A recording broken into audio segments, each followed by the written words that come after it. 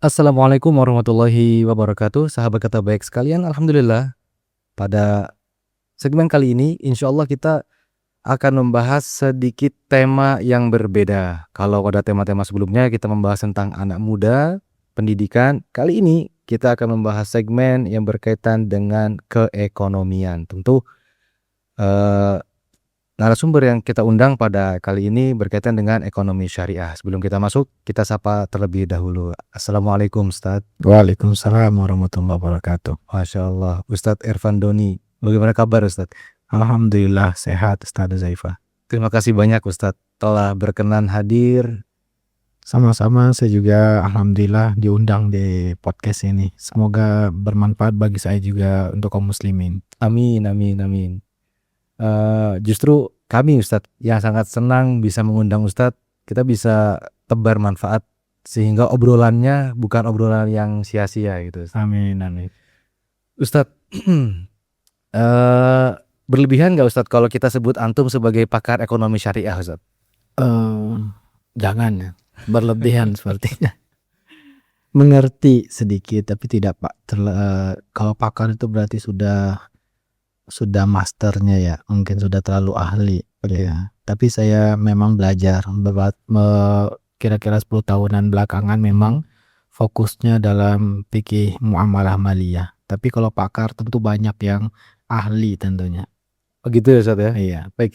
Apa yang membedakan antara ekonomi umum atau yang konven dengan ekonomi syariah Ustadz? Belakangan ini kan sekarang semua berbau syariah, sampai bank ada yang bank syariah, ekonomi syariah, apalagi semuanya dibawa-bawa tentang syariah gitu Ustadz. Apa yang membedakan ekonomi biasa atau ekonomi konven dengan ekonomi syariah Ustadz? Yang membedakan tentunya landasan referensinya ya. Landasan referensi. Kalau dalam ekonomi syariah berarti landasannya kepada Al-Quran dan hadis Nabi SAW. Karena agama kita Islam adalah agama yang sempurna, semua sudah diatur oleh Allah Subhanahu wa taala dan tinggal kita mempelajarinya. Maka ekonomi syariah berarti sumbernya adalah dari Al-Quran dan hadis Nabi. Adapun ekonomi selain dari di luar syariat Islam, tentunya mereka menjadikan sumbernya adalah pemikiran atau penelitian manusia. Sepertinya begitu. Menarik. Berarti kalau begitu, kalau kita bicara tentang ekonomi syariah, sudah pasti nanti kita akan membawakan dalil-dalil atau Al-Quran, ayat Al-Qurannya atau hadisnya ya Ustadz ya, yang berkaitan dengan ekonomi tersebut ya Ustadz ya. Betul. Ketika kita berbicara tentang syariat Islam, diantaranya masalah muamalahnya, masalah ekonominya, tentu kita harus ada rujukan-rujukan dari Al-Quran dan hadis dan penjelasan para ulama tentang Al-Quran dan hadis tersebut. Ustadz, agama Islam ini kan Allah turunkan dan Allah risalahnya dititipkan kepada Nabi Muhammad SAW agar membawa manusia masuk ke dalam surga bagi yang mereka beriman. Betul ya Ustadz ya? Iya. Apa Ustadz kaitannya Ustadz dengan ekonomi? Maksudnya apakah dengan berekonomi syariah itu ada hubungannya dengan tujuan agar manusia itu mendapatkan ampunan dan surganya Allah? Bagaimana hubungannya itu Ustadz? Karena mungkin sebagian kita berpikir ya sudah, ekonomi kan yang berkaitan dengan untung rugi selesai. Kalau masalah agama kan ya ibadah, sholat, mungkin haji, mungkin zakat begitu kan. Kalau ekonomi kan lebih fokus ke kita cari uangnya, kita cari hartanya gitu Ustaz. Iya. Nah, hubungan ekonomi dengan surga ya tadi yang Ustadz Zaifah coba tanyakan ya. Maka kita sebetulnya hidup di dunia ini ya tujuannya itu Allah sebutkan, yaitu wa ma khalaqtul jinna wal insa illa liya'budun. Aku tidak menciptakan jin dan manusia kecuali untuk beribadah kepada Allah Subhanahu wa taala. Ma uridu minhum min rizkin wa ma uridu minhum an yut'imun. Aku tidak menginginkan dari mereka rezeki dan juga makanan. Innallaha huwa razzaqu dzul quwwatil matin. Sungguhnya Allah lah yang memberi rezeki.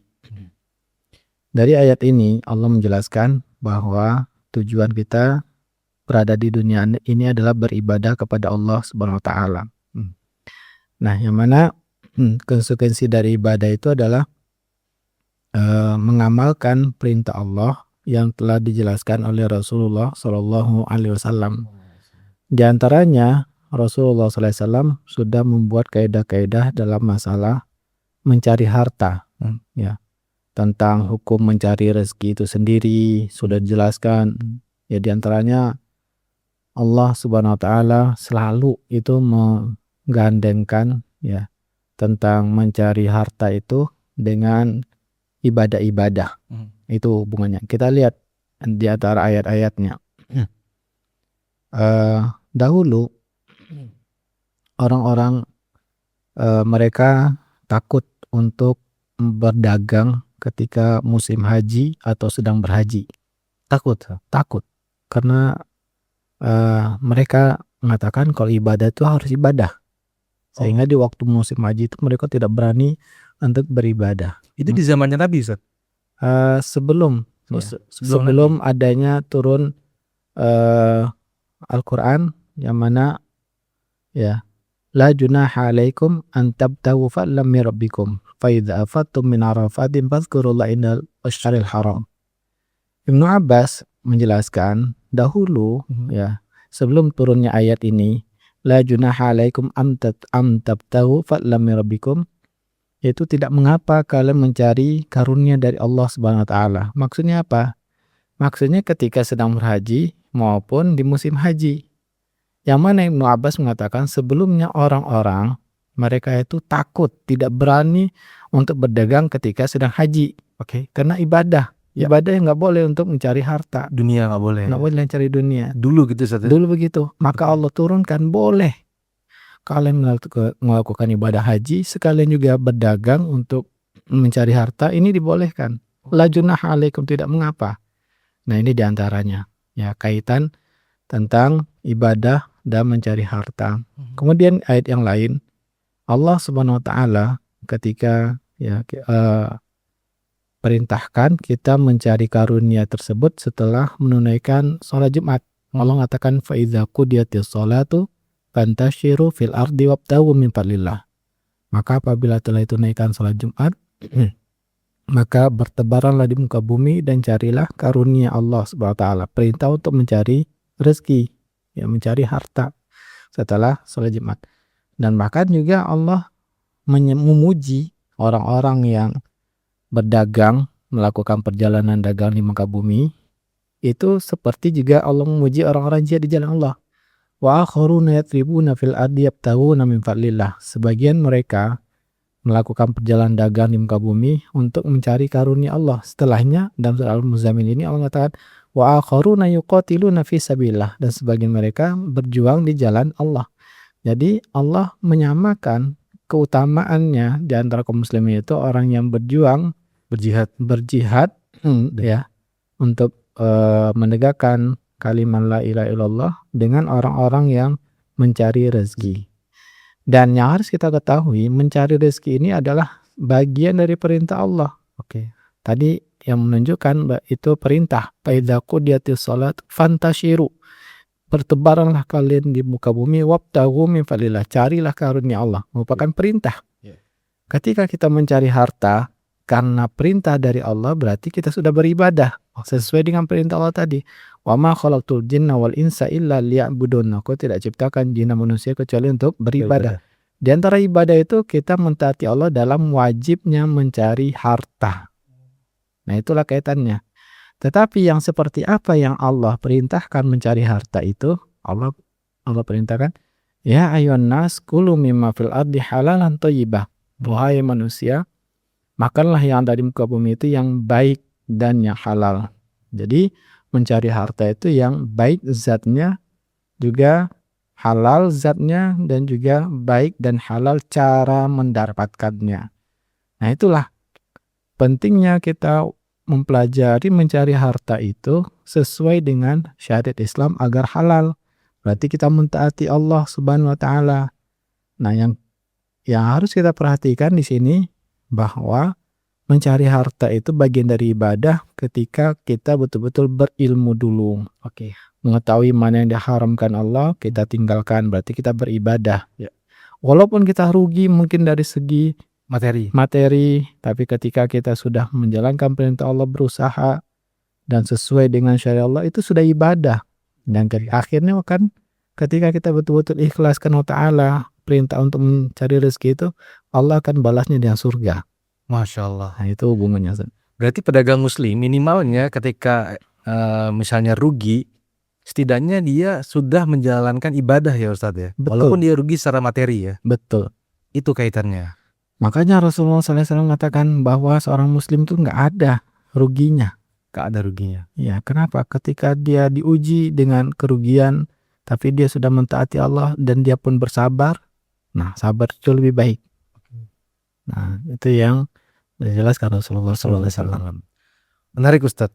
Nah, kalau kita lihat di zaman sekarang Ustadz, kalau tadi kan Islam mengajarkan kita mencari harta itu sebagai bentuk ibadah kepada Allah ya Ustadz ya. Iya. Nah, di zaman sekarang Ustadz, terkesan seolah-olah orang itu melihat kepada hasilnya. Artinya, orang yang sudah mendapatkan harta itu dianggap mulia Ustadz. Orang yang punya harta itu dianggap mulia. Nah, Islam sendiri Ustadz menganggap harta itu sebagai tujuan. Kalau tadi kita diperintahkan untuk fantasyiru fil ard, mencari rezeki. Nah, Islam ini memandang harta, yang mana harta bagian dari rezeki itu sebagai tujuannya, atau dia hanya sebagai alat Ustadz atau media? Baik. Nah, yang penting tadi sangat yang Ustadz sampaikan tadi, mulianya orang dengan memiliki harta. Ya. Tapi kalau kita lihat ternyata ya, mulia dan tidak mulianya manusia itu di hadapan Allah Subhanahu wa taala adalah ketika dia betul-betul menyempurnakan ibadahnya kepada Allah Ta'ala, bentuk ketakwaan. Ya. Mulianya seorang itu bukan dari harta, tapi ketika dia bertakwa pada Allah. Ya. Inna akramakum indallahi atqakum. Sungguhnya yang paling mulia di antara kalian itu adalah yang paling bertakwa kepada Allah Subhanahu wa taala. Kemudian dalam masalah harta ini, apakah orang punya harta itu dia menjadi mulia? Ternyata belum tentu. Kenapa? Karena Rasulullah SAW mengatakan, man yuridillahu bi khairan yufaqihu fid din. Barang siapa yang Allah ingin kebaikan pada orang tersebut, Allah jadikan dia paham dalam agama. Nah, hartanya itu kapan dia akan mulia? Ketika dia mencarinya dan membelanjakannya itu berdasarkan agama, berdasarkan perintah Allah. Maka hartanya itu menjadikan dia mulia. Dan membelanjakan pun sesuai dengan agama, maka dia menjadikan mulia. Tapi ketika dia memiliki harta, ya, dan ternyata tujuannya mencari harta sudah salah. Ketika mencarinya juga akhirnya melanggar syariat Allah, membelanjakan juga tidak memenuhi ketentuan syariat Islam, maka hartanya itu bukan lagi kemuliaan, tapi akan menjadikan dia hina di hadapan Allah Subhanahu wa taala. Nah, makanya Rasulullah SAW mengatakan ni'mal malus sholih lil mar'is sholih.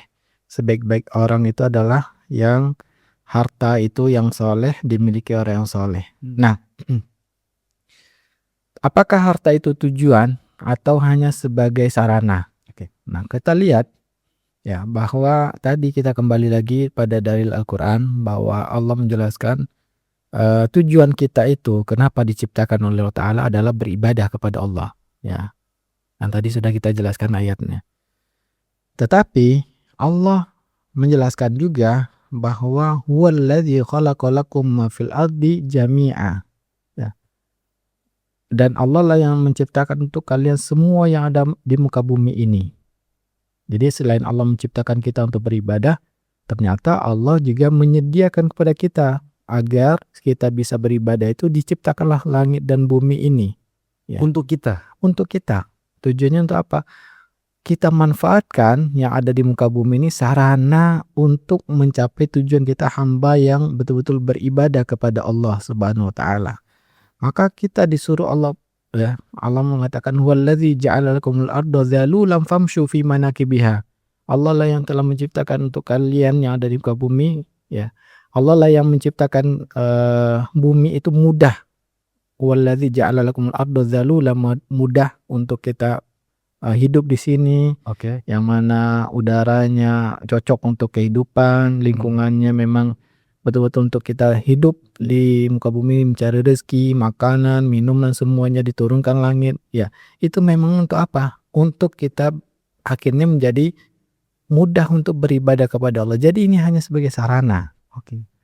Karena memang kalau realitanya kita beribadah kepada Allah Subhanahu wa taala tersebut butuh pada harta. Ya. Nah, harta ini kita jadikan sarana untuk beribadah. Oke. Tujuan kita adalah beribadah. Contohnya, Allah perintahkan kita untuk sholat. Sholat itu ternyata harus menutup aurat. Maka dibikinlah baju dari kapas. Ya, Allah ciptakan tanaman-tanaman, akhirnya dibikin penelitian manusia bisa untuk baju, untuk aurat. Nah, supaya betul-betul ibadahnya sah. Nah, jadi Allah ciptakan semua di muka bumi ini adalah sarana untuk kita menyempurnakan ibadah kepada Allah, inilah yang benar. Tapi banyak realitanya manusia sekarang itu malah menjadikan mencari harta itu tujuan. Oke. Maksudnya bagaimana? Ketika dia mencari harta, dia tidak peduli larangan dan perintah Allah. Walaupun sudah Allah katakan ini haram hukumnya, tapi dia langgar. Berarti dia sudah menjadikan tujuannya harta, tidak peduli lagi perintah Allah Subhanahu wa taala. Berarti dia salah dalam menjadikan harta itu sebagai tujuan. Yang benar adalah harta itu sebagai sarana untuk bagaimana mentaati perintah Allah dalam melaksanakan perintah maupun meninggalkan yang diharamkan. Berarti Ustadz, kalau ada orang misalnya mencari harta, kemudian dia niatkan untuk makan, yang mana dengan makan itu kan berarti dia bisa sholat, dia bisa berbakti kepada kedua orang tua, bahkan dia punya tenaga untuk bekerja menafkahi dirinya dan anak istrinya. Boleh berarti Ustadz ya? Nah, Saya perlu buat makan nih, cari harta gitu, karena saya perlu tenaga untuk beribadah, itu berarti boleh Ustadz ya? Nah, jadi ya sebetulnya bagaimana yang benar konsep Islam itu dalam kenapa saya harus bekerja. Ya. Nah, tadi yang paling penting itu yang harus kita ketahui bahwa kenapa kita harus bekerja, karena Allah yang perintahkan. Oke. Hidup kita, mati kita, semuanya untuk Allah Subhanahu wa taala, ya. Yang mana jelas-jelas inna salati wa nusuki wa mahyaya wa mamati lillahi rabbil alamin. Hidupku, matiku semuanya untuk Allah Subhanahu wa taala. Nah, kemudian ucapan, perbuatan kita, ya itu semuanya harus kita karena Allah Subhanahu wa taala. Itulah bentuk penerapan tauhid, beribadah kepada Allah Subhanahu wa taala. Nah, kemudian ternyata Allah juga mewajibkan kita untuk bekerja, mencari nafkah, tadi ayat-ayatnya sudah kita jelaskan. Nah, kemudian bekerja itu ternyata kenapa Allah perintahkan? Karena memang Allah mengatakan wabtaghu fima ataqallahu daral akhirah wala tansa nasibaka minad dunya. Carilah bagianmu untuk di akhirat. Kita diperintahkan ya beribadah kepada Allah ini untuk mencari posisi kita nanti di akhirat itu mau di mana. Karena surga itu bertingkat-tingkat. Ya. Maka semakin kita bertakwa kepada Allah, tentu derajat kita makin tinggi nanti di surga dan di sisi Allah Subhanahu wa taala. Allah perintahkan wabtaghi fima ataqallahu daral akhirah wala tansa nasibaka minad dunya, tapi jangan melupakan bagianmu di dunia. Nah, menunjukkan bahwa kita sebagai manusia itu butuh makan, butuh minum, dan itu juga salah satu alasan kita untuk bekerja. Dan dibolehkan berarti? Dibolehkan, sarana memang itu alasannya. Tapi jangan lupakan ya bahwa makan dan minum kita itu sudah supaya tidak meminta-minta pada orang itu juga bagian dari mentaati Allah. Kenapa? Karena Rasulullah SAW mengatakan ketika ya ada salah seorang laki-laki yang dia melewati Nabi bersama para sahabat sedang duduk-duduk, kemudian orang ini, laki-laki ini bekerja dengan semangat, ya, dengan kuat, giat. Kemudian para sahabat mengomentari dan menyampaikan pada Rasulullah SAW, seandainya orang ini semangatnya ini dia lakukan ketika jihad di jalan Allah, sedang berperang, membunuh musuh-musuh. Nah, sayang, kenapa dia hanya semangatnya ini digunakan untuk kerja aja? Untuk kerja. Iya. Iya. Ternyata Rasulullah SAW mengatakan seandainya dia keluar ya mencari yas'a, mencari nafkah liwaladihi sigharan, tujuannya untuk anaknya masih kecil. Karena anak kecil nggak bisa mencari makan. Ya. Au liwaladihi kibaran, atau untuk kedua orang tuanya yang sudah tua. Au li nafsihi iffahu, atau untuk dirinya supaya tidak meminta-minta pada orang. Fahuwa fi sabilillah, maka dia sedang di jalan Allah, berjihad di jalan Allah. Sama berarti Ustaz. Sama, Yang jihad sama yang mencari nafkah sama karena Allah perintahkan, karena Allah ya. perintahkan. Maka dia sama seperti orang jihad di jalan Allah. Tapi Nabi SAW mengingatkan, laukana yakhruju yas'a riya'an wa mufakharatan, tapi kalau dia mencari harta, tujuannya untuk berbangga-bangga di hadapan manusia, ya, untuk memperlihatkan status hidupnya. Wah, beginilah saya, ya, supaya dipandang sama orang-orang. Atau mufakharatan, untuk berbangga-bangga, ya, fahuwa fi sabili syaitan, maka dia sedang berada di jalan syaitan. Nah, inilah ya menunjukkan bahwa ada tujuan dalam mencari harta itu diatur dalam Islam. Diatur oleh Nabi SAW. Ini benar-benar ini Ustaz, benar-benar membuat kita menjadi terpukau, karena bisa ya orang yang mencari rezeki sekedar untuk misalnya mencukupi dirinya, derajatnya bisa sampai kepada sama dengan orang yang jihad fisabilillah, dengan syarat tadi dia bukan karena riya atau pengen mufakhorah atau berbangga-banggaan Ustaz. Nah, realita di masyarakat kita Ustaz, ada yang namanya istilahnya itu di luar kebutuhan Ustaz. Contoh misal ada orang mencari rezeki untuk kebutuhannya, tapi ini berlebih karena gaya hidupnya Ustaz. Jadi ini gaya hidupnya Ustaz. Contoh, dia bisa aja beli daging sapi yang lokal, harganya mungkin sekilonya ya 60 ribuan. Saya kurang tahu ya berapa harga daging sekarang terupdate-nya. Mungkin ada yang nanti dikomentari. Barangkali ada yang tahu. Mungkin 140-130-an kayaknya Ustaz. Sekilo ya. Yang lokal gitu. Yang lokal ya. Iya, yang segarnya. Yang segar ya. Anggaplah 100 ribuan. Iya. Tapi karena gaya hidupnya dia nggak mau daging yang lokal Ustaz. Dia maunya daging yang impor. Yang mana impor mungkin harganya bisa sampai 200 ribu atau hampir 200 ribu, hampir 2 kali lipatnya. Bagaimana Islam memandang orang yang mencari nafkah, mencari harta untuk memenuhi gaya hidupnya yang tinggi? Mungkin dia nggak ada riya, dia mungkin nggak pengen Ustaz dilihat sama orang lain, nggak juga, karena dia sukanya ya dagingnya yang karena kesukaannya dia gitu Ustaz. Kesukaannya dia daging yang mahal. Atau kita bicara misalnya Ustaz, handphone atau kendaraan dan seterusnya gitu ya, dia bisa beli yang dengan harga yang rata-rata itu kalau kebutuhannya dia terpenuhi selesai, tapi dia enggak, karena dia punya harta lebih, saya mau yang lebih lagi gitu. Jadi bagaimana selalu memandang Ustaz? Nah, kalau tadi kita menyampaikan bagaimana aturan Islam dalam tujuan mencari harta, Ustaz. Sekarang dalam membelanjakannya. Benar. Nah, pada sekarang membelanjakannya. Membelanjakannya ini apakah ada juga aturan dalam Islam? Ada. Untuk kebutuhan pokok saja diatur oleh Allah Subhanahu wa taala. Allah mengatakan wakulu washrobu wala tusrifu. Makan dan minumlah, jangan berlebihan. Israf. Ya. Jadi yang diatur dalam Islam itu membelanjakan harta, yang dilarang haram hukumnya adalah israf. Berlebihan. Nanti akan kita coba jelaskan israf itu apa, penjelasannya dari para ulama. Yang kedua diatur dalam Islam, dalam membelanjakan harta itu tidak boleh mubazir.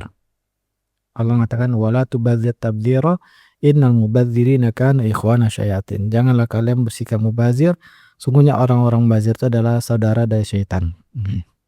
Nah, inilah ketentuan Allah, dua hal ya, batasan kita untuk membelanjakan harta. Kalau kita tadi sudah mencari harta karena Allah Subhanahu wa taala, tujuannya adalah untuk memenuhi kebutuhan diri kita supaya tidak meminta-minta, keluarga, ya, istri, kemudian anak dan orang tua kita. Nah, memberikan harta itu kepada diri kita, untuk istri, untuk anak kita juga diatur. Masya Allah. Ya. Di antaranya Allah tadi mengatakan tidak boleh israf, tidak boleh bazir. Dan Rasulullah SAW pun ketika ditanya oleh salah seorang sahabat, "Ya Rasulullah, saya memiliki 1 dinar. Ke siapakah saya belanjakan 1 dinar ini? Gunakan untuk kebutuhanmu. Kalau saya memiliki dinar yang lain, ke siapa saya akan berikan? Berikan pada istrimu, keluargamu, atau anakmu, ya. Kalau memiliki yang lain, ke siapa? Kepada pembantumu yang hidup di rumah kita. Nah, kalau ada yang lain, maka berikan pada orang tuamu. Mungkin orang tua yang bukan ditinggal di rumah kita." Nah, membelanjakan untuk diri kita tadi itu, untuk diri kita, istri, anak, ternyata diatur oleh Ta'ala. Makan, minum, jangan berlebihan. Berlebihan itu bagaimana maksudnya? Yang sudah melebihi dari kebutuhan kita. Melebihi kebutuhan kita. Iya. Contohnya, handphone tadi. Oke. Kita itu butuhnya apa? Ternyata saya kenapa harus punya handphone? Oh, ternyata saya butuhnya untuk komunikasi, telepon, WA. Berarti mungkin ada foto-foto file sedikit yang saya perlukan. Berarti sudah cukup untuk misalkan yang mungkin kita menginginkan karena saya punya harta yang bisa tahan lama misalkan. Maka kita bisa ya dengan uang yang kita miliki tadi, kita butuhnya itu kita beli yang tahan lama. Ya, memang tujuannya ada manfaatnya. Kenapa harganya mahal? Karena supaya kita tidak direpotkan dengan kerusakannya. Ya, tapi sesuai dengan kebutuhan kita. Maka menjadi sesuatu yang haram ketika kita membeli yang di atas kebutuhan kita. Oke. Ya, karena itu menjadi suatu berlebihan. Makan kita contohnya. Ya, kalau makan kita misalkan untuk pagi hari itu ya yang dibutuhkan itu ya betul-betul contohnya untuk karena memperhatikan gizinya. Itu standar gizi yang diatur oleh supaya orang itu sehat. Sudah terpenuhi. Ternyata dia melebihi dari itu. Ya, akhirnya bersisa. Iya. Ya, tidak lagi butuh. Maka sisanya menjadi haram bagi dirinya. Nah, ini yang sesuatu yang haram. Israf itu sudah lebih dari kebutuhan. Israf. Itu melebihi dari kebutuhan, itu israf. Kalau mubazir, membelanjakan pada sesuatu yang diharamkan. Membelanjakan dari Kepada sesuatu yang diharamkan oleh Allah SWT. Oh, berarti kalau israf membelanjakan di sesuatu yang mubah tapi berlebihan. Dari kebutuhan. Oke, tadi Ustadz mencontohkan handphone dan makanan. Betul, handphone dan makanan hal yang mubah ya Ustadz ya. Iya. Tapi karena berlebihan dari kebutuhan maka menjadi israf. Bisa menjadi israf. Maka kalau mubazir, kata ulama, membelanjakan harta pada yang haram. Yang haram. Ya. Sehingga ada yang mengatakan, kalau saya tidak salah, perkataan Umar bin Khattab ya, membelanjakan untuk minyak wangi semahal apapun dia bukan dari mubazir. Semahal apapun. Ya, dia bukan mubazir. Karena tadi bukan yang haram ya. Bukan yang haram. Oke. Nah, makanya kita lihat kalau ada orang yang ya di minyak wangi di Masjidil Haram itu Ustaz, harganya antum kan tahu Ustaz. Iya. Itu kan mahal itu. Minimal itu 800 ribuan itu Ustaz. Untuk 100 mili. 100 mili. Minimal ya, itu yang dibakar itu loh. Oh, bukhur, ya. Itu lebih Ustaz, jutaan. Lebih Ustaz ya. Apalagi yang di Masjidil Haram untuk pas Jumat itu kan dibakar itu jutaan itu. Iya. Nah, itu bukan mubazir karena memang untuk beribadah. Ya, bukan untuk sesuatu yang dilarang, untuk ibadah. Jadi dia bukan mubazir. Kapan mubazir? Ketika ternyata kita membelanjakannya untuk yang Allah haramkan, beli rokok. Nah, itu menjadi sesuatu yang Allah haramkan. Mubazir Ustaz ya. Mubazir. Walaupun murah Ustaz. Walaupun nilainya murah. Walaupun kayak kita misalnya Afwan Ustaz ya, main yang kayak bayar 1.000 nanti lempar kalau dapat dia dapat, kalau enggak ya dia rugi 1.000, kan itu judi ya Ustaz. Judi itu haram. Haram walaupun 1.000 Ustaz. Mubazir itu Ustaz. Iya, atau petasan contohnya. Petasan. Petasan cuman 5.000, 10.000. Tapi itu haram, mengganggu orang lain suaranya. Bisa juga memudaratkan anak-anak sampai tangannya terbakar, pecah ketika memegangnya itu ledakan di tangannya. Itu mubazir. Mubazir itu Ustaz. Dan haram. Karena haram Jadi mubazir. Jadi sama kita salah paham ya Ustaz ya. Mubazir itu kalau kita makan gak habis berlebih. Bahasa Indonesia. Oh, bahasa Indonesia. Bahasa Indonesia itu. Oke. Kembali lagi Ustaz tadi ke israf Ustaz. Israf tadi kan berlebihan. Kalau kita tadi paham konsep israf, yang artinya berlebihan. Berlebihan itu bukan diukur dari harga, dari nilai, bukan. Bukan. Tapi diukur dari di luar kebutuhan. Dia melebihi kebutuhan. Melebihi kebutuhan. Iya. Berarti kalau ada orang belanja, memang dia butuhnya itu mengharuskan dia membayar dengan harga yang mahal. Itu bukan israf, Ustaz. Bukan israf, bukan. Bukan, Ustaz, ya? Bukan. Contoh kayak saya beli mic ini, Ustaz. Iya.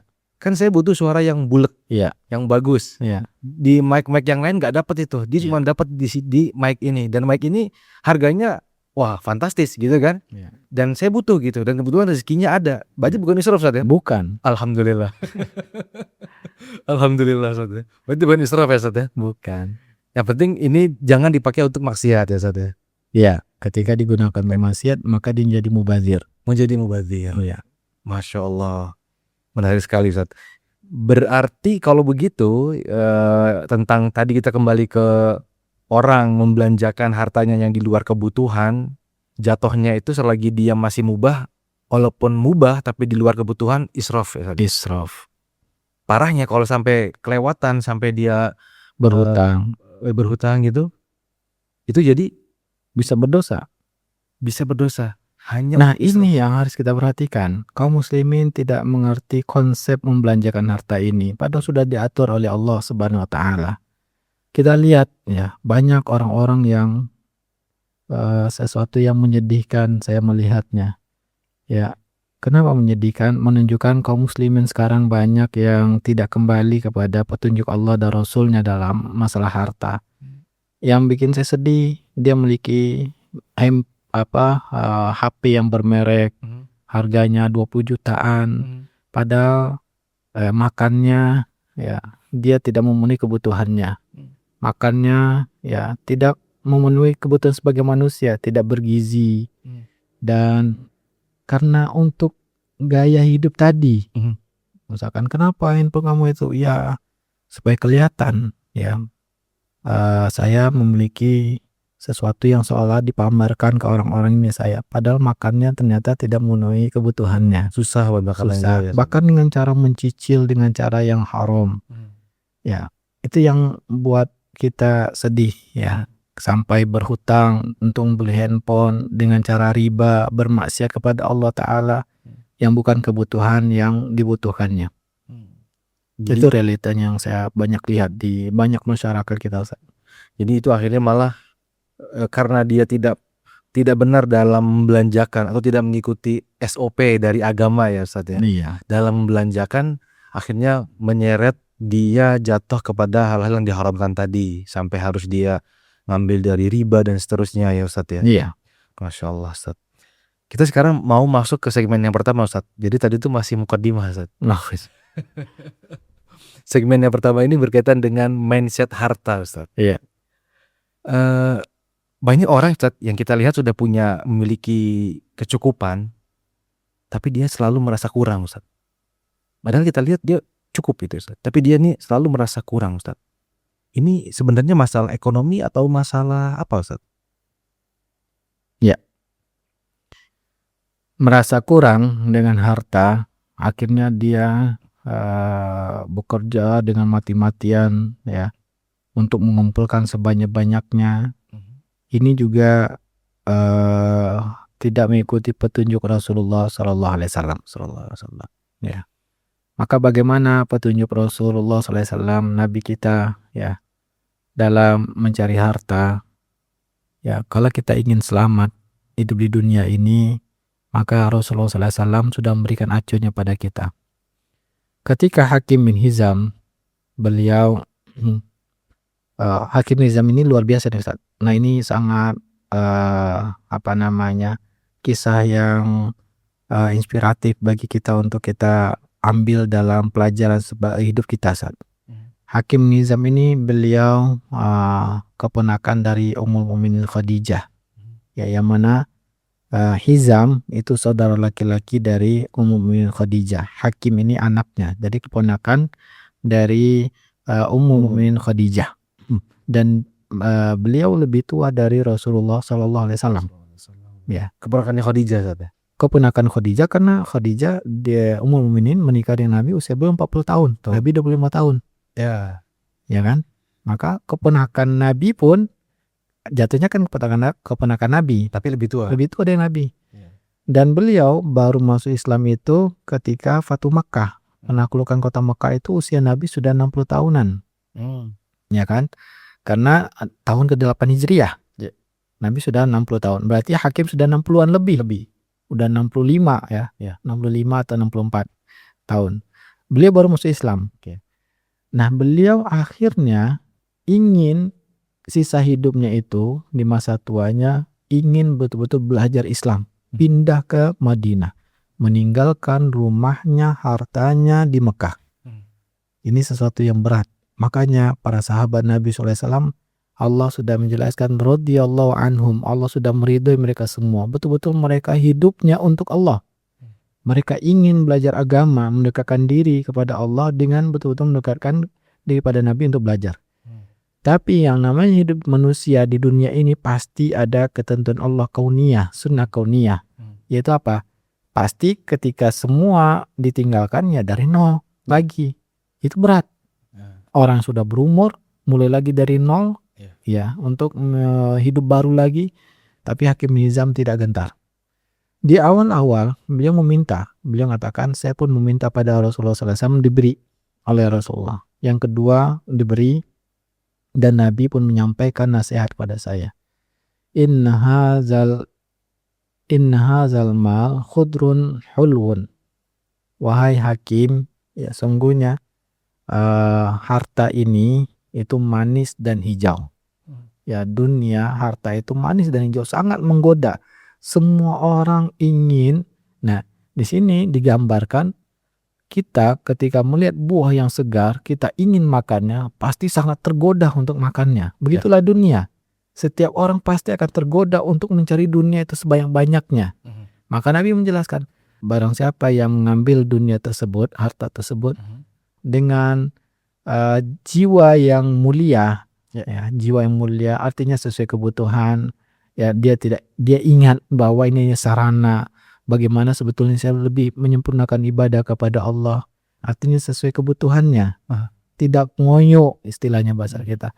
Maka Allah akan berikan keberkahan. Keberkahan artinya Allah cukupkan dan akhirnya dia pun merasa cukup. Maka dia tenang hidupnya. Barang siapa yang mencari dunia ini, mengambilnya dengan hati yang tamak, ya, seperti orang makan dan tidak pernah merasa kenyang.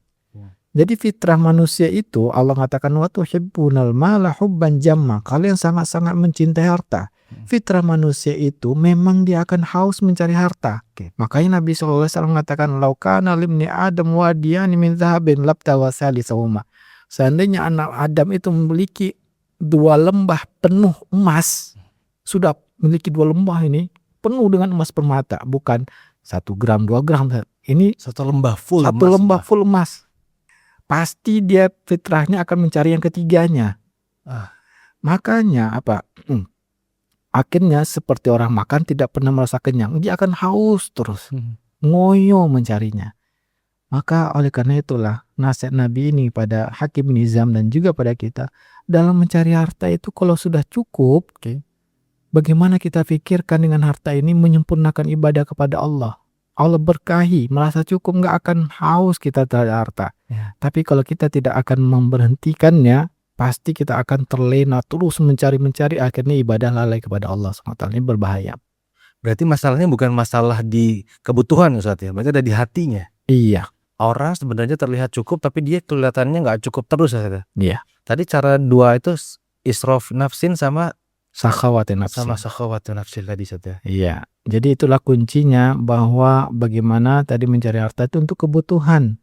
Kalau kebutuhan kita sudah terpenuhi, pikirkan ibadah kita kepada Allah Ta'ala. Jangan habiskan mencari itu, ya harta itu akhirnya malah kita melalaikan hak-hak diri kita, istri kita, anak kita. Apalagi hak paling utama adalah hak Allah Subhanahu Wa Ta'ala untuk diibadahi.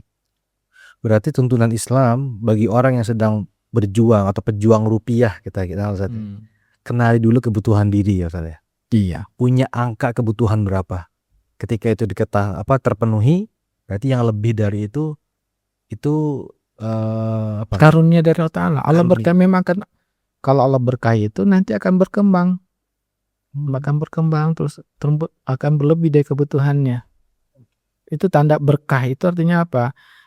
Yubariku lahu, Allah akan berikan keberkahan. Artinya itu dia merasa cukup dari kebutuhannya, akan berlebih dan terus dilipat gandakan Allah Ta'ala. Tapi dia sudah tenang jiwanya, membatasi jiwa itu dulu yang paling penting. Jiwanya. Iya. Tapi kalau dia tidak membatasi jiwanya, ingin mencari terus, arti jiwanya sudah terdidik untuk tamak pada dunia. Tadi yang 2 lembah emas tadi. Iya, pasti dia akan terus mencari. Karena tidak menghentikan jiwanya itu. Allah alam. Masya Allah Ustaz. Berarti masalahnya sebenarnya itu di jiwa kita ya Ustaz ya. Iya. Ketika kita merasa nggak cukup Ustaz. Nah, ketika kita bicara tadi kata cukup, sekarang kita bicara tentang kekayaan Ustaz. Di dalam Islam itu Ustaz, Islam itu mengatakan seseorang itu kaya, atau kapan dikatakan orang itu kaya di dalam Islam? Mungkin karena begini Ustaz, ada kaitannya dengan mungkin zakat ya Ustaz ya. Kan rukun Islam itu ada 5, syahadat, puasa, kemudian sholat, zakat, dan haji. Ya, zakat ini kan dan haji ini kan bagi orang yang mampu Ustaz. Iya. Nah, zakat juga kan identik bagi kita ini bagi orang yang kaya. Iya. Nah, Islam itu memandang kaya itu seperti apa? Atau seseorang dikatakan kaya di dalam Islam itu seperti apa Ustaz? Ya. Nah, terjadi perbedaan para ulama kita, ya. Pengertian dari orang yang kaya tersebut. Antara jumhur ulama mengatakan ya, bahwa orang yang tidak boleh menerima zakat itu orang yang sudah kaya. Nah, sehingga apa yang maksud orang kaya itu? Orang kaya yaitu orang yang sudah terpenuhi kebutuhan dasarnya. Kebutuhan dasar. Ya, contohnya gini. Ya, orang kaya itu untuk misalkan dia ngontrak. Kontrakannya misalkan 1 juta per bulan. Oke. Untuk istrinya dan anaknya, dirinya untuk makan itu 1 bulan 2 juta, 3 juta. Pendidikan ya dan yang lain-lainnya 1 juta, 4 juta kebutuhannya. Dan ternyata gajinya 4.200.000, berarti sudah kaya. Udah kaya? Menurut jumhur ulama sudah kaya. Tidak boleh dia menerima zakat. Oke. Karena sudah terpenuhi kebutuhan dasarnya. Haram dia menerima zakat. Jadi lawan dari kaya itu adalah orang yang kekurangan, miskin. Miskin itu kekurangan. Pendapatannya itu tidak memenuhi kebutuhan dasarnya. Maka dia berhak menerima zakat untuk menutupi kebutuhan 1 tahunnya. Contohnya tadi, kebutuhannya 4 juta sebulan.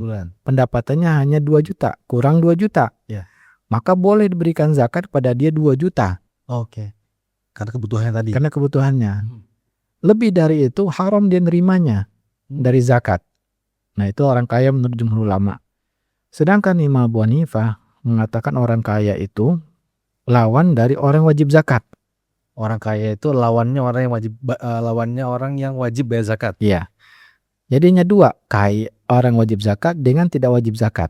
Jadi, pengertian dari Imam Abu Hanifah, orang wajib zakat itu berdasarkan perintah Nabi yang sudah mencapai nisab. Nisab itu 85 gram emas. Ya, 85 gram emas itu kalau dirupiahkan sekarang sekitar 100 kalau 3 juta 85 gram kali 3 juta berapa itu? 154 juta, 150 jutaan ya. Ya. 150 jutaan. Kalau salah di komentar ya. Nah, dan sudah berlalu 1 tahun, itu yang wajib zakat. Berarti dia orang kaya. Itu dia orang kaya. Kalau dari yang di bawah itu miskin. Oh, oke. Kan ada perbedaan miskin ini. Ya. Kalau tadi sudah kaya menurut jumhur ulama, kalau sudah terpenuhi dasarnya. Menurut Imam Abu Hanifah, walaupun dia punya uang 50 juta ya di tabungan, ya berlebih dari kebutuhan pokoknya, tapi dia karena belum wajib zakat, dia miskin. Tapi menurut jumhur ulama, 50 juta ini sudah melebihi dari kebutuhannya. Dia kaya. Walaupun belum wajib bayar zakat. Nah, itu perbedaan para ulama. Menarik. Berarti kalau begitu orang kita nih para kontraktor ya, yang masih kontrak, dia jadi orang kaya Ustaz ya. menurut jumhur ulama gitu, Iya. Ustaz ya. Bisa dikategorikan sebagai orang kaya. Berarti Imam Abu Hanifah ini lebih ketat ya, Ustaz ya. Jumhur begitu orang itu sudah selesai dari kebutuhannya ya dia dikatakan kaya walaupun belum wajib zakat. Tapi kalau Imam Abu Hanifah hanya punya dua, wajib zakat atau tidak wajib zakat. Maka yang wajib zakat dia kaya, tidak wajib zakat berarti dia dikategorikan miskin gitu ya, Ustaz ya. Iya. Baik. Itu pertanyaan yang kedua, Ustaz. Ya, ini sekarang pertanyaan yang terakhir di segmen tentang mindset harta ini, Ustaz. Ya. Ada sebuah ungkapan di tengah-tengah masyarakat kita ini, Ustaz. Ini kita berharap bagaimana komentar Ustaz tentang ungkapan ini, Ustaz. Ungkapannya begini, Ustaz. Benar, uang itu bukan segala-galanya. Tapi segala-galanya butuh uang. Ini ungkapan yang menurut Ustaz benar atau perlu dirinci supaya tidak disalahfahami? Uang bukan segala-galanya, tapi segalanya butuh pada uang. Betul. Betul, Ustaz. Betul. Karena ya dari ungkapan ini bisa kita bahagia tanpa uang. Kita bisa bahagia tanpa uang. Iya, kita bisa bahagia tanpa uang. Ya. Dan kadang orang punya uang tapi dia sedih. Contohnya ya, Rasulullah SAW beliau selalu berdoa kepada Allah, Allahumma inni a'udzubika minal hammi wal huzni. Ya Allah, kau berlindung padamu dari hammi, gelisah. Nah, dan dari kesedihan. Gelisah itu khawatir masa depannya. Padahal dia punya uang, tapi khawatir nanti usaha saya bangkrut gimana ini, uang ini krisis sekarang bagaimana, gelisah dia. Nah, itu yang khawatir yang akan terjadi di masa depan. Hammi tadi saja. Hammi. Uzni itu sedih dengan sudah berlalu, Masa lalu berarti. masa lalu. Nah, padahal dia punya uang, tapi sedih ya masa lalunya dulu dia begini-begini, akhirnya di trauma. Nah, sedih terus. Atau dia khawatir padahal punya uang sekarang, tapi dia khawatir nanti uangnya hilang. Nah, jadi uang itu bukan segala-galanya. Kebahagiaan itulah yang kita butuhkan. Nah, tetapi segalanya memang butuh uang. Kita ya untuk makan butuh uang, untuk ini butuh uang. Nah, ungkapan itu ya, maka perlu kita memahaminya dengan konsep-konsep Islam. Ya, segalanya butuh uang bukan berarti kita tidak peduli dengan halal dan haram. Ya, harus mencarinya itu dengan halal dan haram. Dan juga ya ini harus kita perhatikan dalam masalah harta tersebut. Menarik. Berarti kembali ke awal lagi ya, Ustaz ya. Iya. Uang bukan segalanya. Betul, karena emang kita sebenarnya bisa bahagia tanpa uang. Yang kita butuhkan adalah kebahagiaan tadi ya. Iya. Nabi sampai berdoa, Allahumma inni a'udzubika minal hammi wal huzni. Kayaknya doa ini harus kita sering baca ya, Ustaz ya. Iya. Karena kita butuh kebahagiaan ya, Ustaz. Iya. Baik miskin ataupun kaya kita perlu, Ustaz. Menarik tadi hammi tadi kekhawatiran yang akan datang, uzni tadi kesedihan atas masa lalu. Dan poin yang kedua, semuanya butuh uang. Betul, tetapi bukan berarti ungkapan tadi membuat kita gelap mata dalam mencari uang ya, Ustaz. Iya. Tetap harus kembali kepada awal yang tadi Ustaz sampaikan. Iya. Masya Allah sekali, Ustaz. Ini terima kasih banyak, Ustaz. Ini benar-benar insight yang berharga banget, Ustaz, buat kita ya, dan juga buat para sahabat kata baik semua. Di tengah-tengah banyaknya informasi, terus model yang kita tonton, yang kita lihat, yang kita dengar gitu ya, kita perlu pencerahan bagaimana kita berinteraksi, bagaimana kita mencari harta gitu ya. Dan tadi ternyata Ustaz sudah sampaikan kalau ternyata antara mencari harta itu ada kaitannya dengan ibadah, dan itu bernilai ibadah, bahkan bernilai jihad jika caranya benar ya, Ustaz ya. Iya. Masya Allah. Baik sahabat kata baik sekalian, insya Allah pada segmen berikutnya kita akan melanjutkan kembali obrolan bersama Ustadz Ervan Doni selaku tadi Ustadz pakar Penuntut ilmu. Selaku penuntut ilmu ya. Selaku penuntut ilmu yang Fokus di bidang muamalah. muamalah syariah. Saya mau bilang pakar muamalah syariah, ditegur sama Ustadz. Masih banyak yang pakar. Banyak yang pakarnya yang mereka memang sudah lebih puluhan tahun ya memahami fikih muamalah maliyah. Kalau orang yang berilmu mah kadang begitu ya teman-teman ya. Merunduk, semakin berisi semakin merunduk. Masya Allah. Kita ini yang masih kurang kadang gayanya aja. Amin amin. Masya Allah. Barakallahu fi ilmik Ustadz. Barakallahu fi umrik. Amin amin. Baik Ustadz, terima kasih banyak atas waktunya Ustadz. Semoga di lain waktu berkenan kembali melanjutkan Ustadz obrolan ini Ustadz. Insya Allah Hadir di Kata Baik Ustadz. semoga Allah mudahkan. Amin insya Allah Ustadz. Terima kasih banyak Ustadz. Jazakumullah khairan. Semoga Allah balas kebaikan antum, waktu antum, Allah berkahi ilmu, umur dan keluarga antum. Amin ya Allah. Subhanakallahumma wa bihamdik asyhadu an la ilaha illa anta astaghfiruka wa atubu ilaik. Assalamualaikum warahmatullahi wabarakatuh. Waalaikumsalam warahmatullahi wabarakatuh.